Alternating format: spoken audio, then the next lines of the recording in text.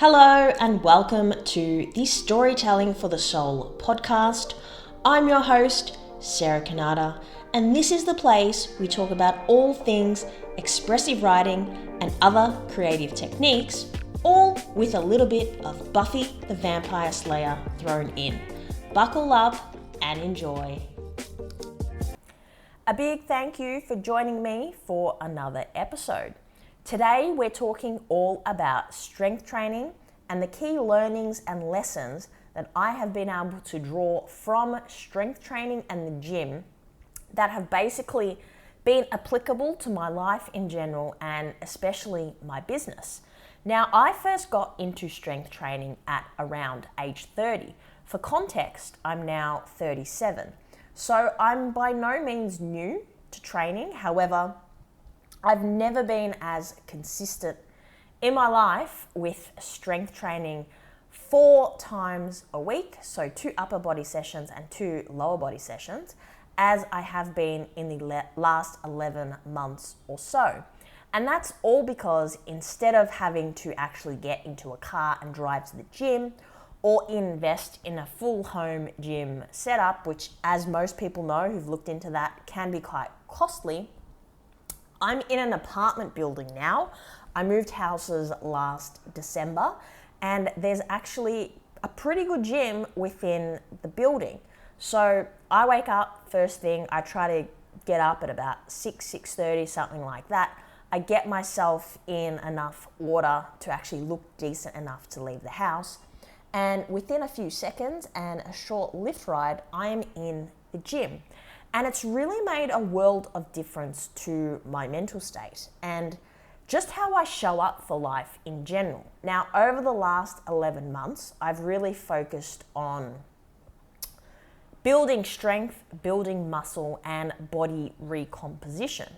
So what that means is even though I have by no means lost a dramatic amount of weight in terms of the scale, which basically just measures how much you weigh. It doesn't tell you anything about the composition of that weight, how much inflammation you have, how much water you have, how much muscle you have.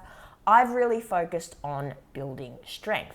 And that has been incredibly valuable to me in my day-to-day life because it's also meant that I focused on the quality of food that I'm taking in. So basically getting enough protein on a regular daily basis to support me in the things that I love to do in my life. And lots of that revolves around movement. It revolves around walking and being comfortable as I walk. It involves training. So I typically do 2 upper body and 2 lower body sessions. And I love that feeling of getting 1% better every day, every week, every month, whatever it is. It's added a great amount of value to my life. So today I want to go through 5 things that I've picked up on that have really been invaluable lessons in terms of how I show up in my life. And it's been quite noticeable for me. And the first one is gym has taught me to be consistent and to be okay and to actually enjoy what other people would probably frame as something that is essentially boring.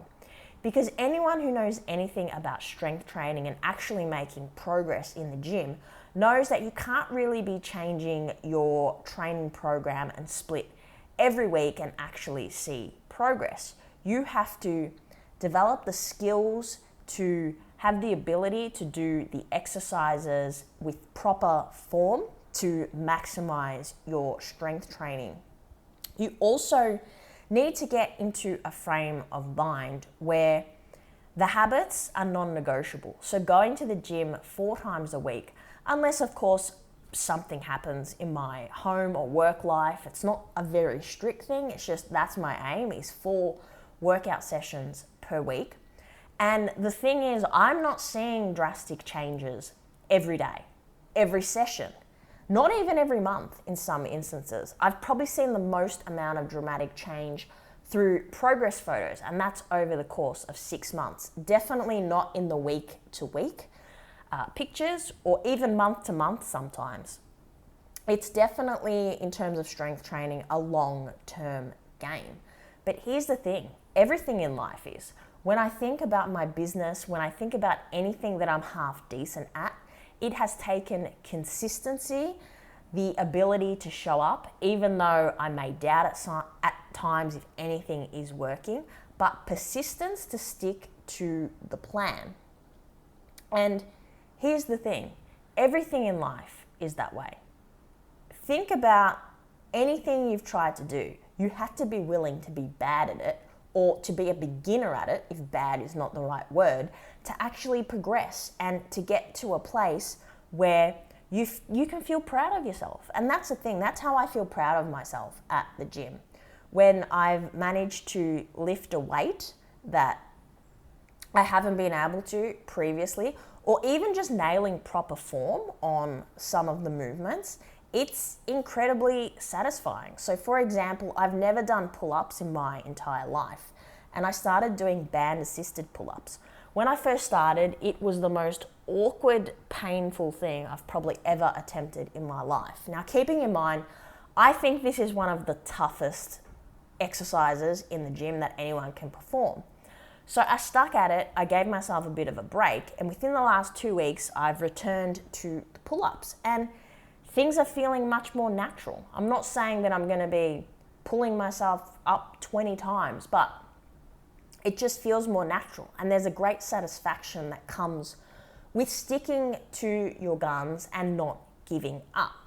Now, in saying that, the second point is failing. And there's been many times in the gym where I've gone for the last rep on a set and I failed. As in, if I'm trying to bench press a certain weight and I'm trying to do 6 reps, I get to the 4th or the 5th rep and I actually can't lift the next rep. And that's called failure. And here's the thing, life, I think the most successful people are really good at failing and picking themselves up. Now, I wouldn't really use the word failure in terms of my life, hardly ever. I may have once upon a time. I would actually reframe failure as learnings, because that's how I see everything. So in a business context, if I tried 3 different marketing messages and none of them caught on with my intended audience, I don't really see that as failure. I see that as learnings, insights, and messages, as almost carving the way forward.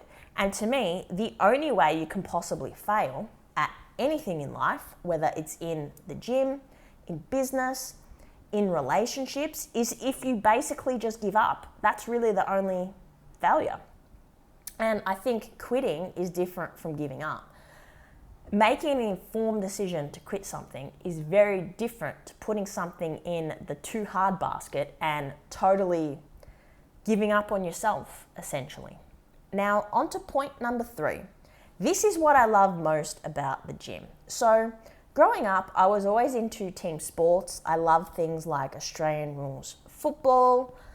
I had my time playing basketball, all kinds of things. But in the gym, there's no comparison. There's no room for comparison because it's really you against you. And you figure out really early on that there's no point in comparing yourself to others because it's comparing apples to pears. In other words, if I'm going to go and do a bench press or a pull-up and compare myself to someone who's been training for 20 years, who might be a male, who might be a professional bodybuilder, whatever their unique personal circumstances are, what good, what value can come off that? No.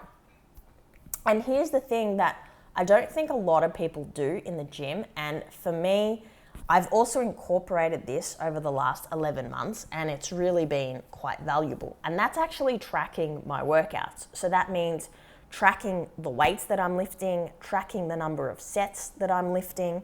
And what this means is my gym sessions turn into me against me. I'm not trying to lift more than the next person. I'm not trying to do more reps than the next person. I'm only trying to get a little bit better than I was yesterday.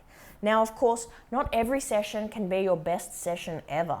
That's just realistic. Some days you don't have enough sleep or you're feeling fatigued from life, from work, whatever. all of that impacts on your ability to train. But I really love this concept that I'm not in a competition against anyone else. I'm focusing on me and trying to make myself just that little bit better, and ultimately because I want to improve my own life and well-being. Now, this leads on to number 4, and it's stretching your limits. Now, when I first started working out all those 7 years ago, I remember feeling so sore after basically every session. And back then, things that were hard are not hard now, 7 years later. I've really been able to push my comfort zone and do things that I never thought I would be able to do. In fact, I spoke and raised the pull-ups earlier in this episode. I never would have actually attempted those if I didn't get a little bit of a nudge from someone to give them a go. And what's the worst that can happen? I won't be able to do one. Sure, I won't be able to do one in the first session. I might not be able to do one in the 4th session. But 3-4 months down the track, if you're consistent, if you're willing to fail, if you're willing to give it everything that you have, you consistently stretch yourself just that little bit more. And I can say for myself that I've done things in the gym that I never thought I'd be able to do. And when I reflect on that and I look at my life, it's similar. There's so many things in my life that I never thought I'd be able to do. And what that makes me do is it makes me think that, well, 2024 version of Sarah has a few things on her list that I just haven't quite had the capacity to do. And almost all of those things involve stretching out of my comfort zone. And having confidence to do that and knowing that I've done it before across multiple arenas, whether it's in the gym, whether it's in other business-based goals or just in life in general, it gives you this amazing level of confidence to know, well, you know what, maybe I'm not feeling what I need to feel now to tackle X, Y, and Z. But next week, if I keep on working on myself and have a never say never attitude, and try to continue improving. You just never know in life. And the 5th and final one is rock bottom and having the ability to come back from whatever you encounter in the gym. Now, if you train for long enough, at some point you're going to get injured. It's kind of almost inevitable. Now, of course, there's multiple things that can increase your chances of not getting injured. So obviously proper nutrition, proper form, all that kind of things. But sometimes, and excuse my language here, shit just happens. And that happened to me earlier this year, where basically, I don't even think I did this in the gym, to be honest with you. It could have been the result of a heavy upper body workout. But basically, one day I went to sleep and the next morning I woke up with a burning sensation in the right side of my arm. And after it didn't go away for a few days, I went to the GP, I saw a physio, and it turned out that I'd pinched a nerve in my neck. And essentially what was happening is that the pinched nerve was radiating all down into my writing arm. And I've never really had an injury where resting didn't fix the problem. As in, if I was sitting at my desk with this particular injury, the pinched nerve, I was still in pain because I was feeling throbbing in my arm. And the only way I can describe it is that kind of all-consuming pain where you feel it pretty much 24/7 and it takes over everything. Now, that experience taught me just how much I take movement for granted and the ability to go to the gym, the ability to even walk, because even walking was painful during those 6 weeks. And yes, it took a good 6 weeks to fully recover. But I also learnt that in spite of all that, I made it through. And I did feel like I hit rock bottom at some points. After working a full day at work, I would often just lie down because lying down was the only time that I didn't feel any pain, and listen to music. Me and Benson Boone were best buds during that period. And I realized that if that was my rock bottom, I can come back from it because I survived it.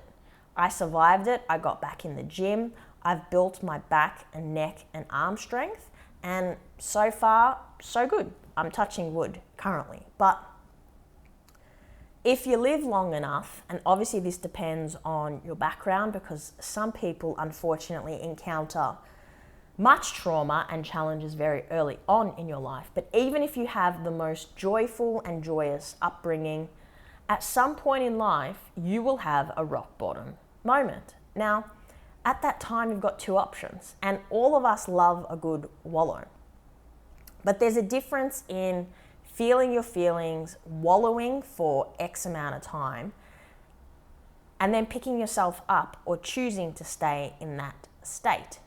Now, Jim has taught me that things can be hard, but we can do hard things. We can come back from injury. We can push ourselves beyond the limits that we ever thought we'd be able to achieve. So I'm going to leave this episode here. I'd love to hear your thoughts about strength training if you've ever given it a go, or anything else that pops up or surfaces for you as you listen to this episode. Wherever you are, I hope you have an amazing day, evening ahead. Thank you. See you next week.